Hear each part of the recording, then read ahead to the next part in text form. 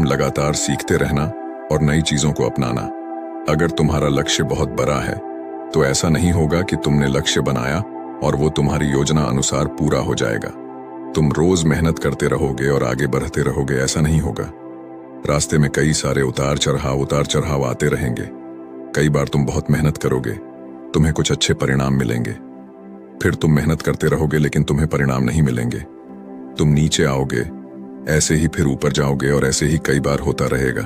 तब जाकर तुम्हारा दिमाग, तुम्हारा शरीर और तुम्हारा विश्वास ये चीज स्वीकार कर पाएंगे कि हाँ, मुश्किलों के बाद भी तुम बड़ी सफलता प्राप्त कर सकते हो। बात बहुत ही साधारण है, बदलाव प्रकृति का नियम है।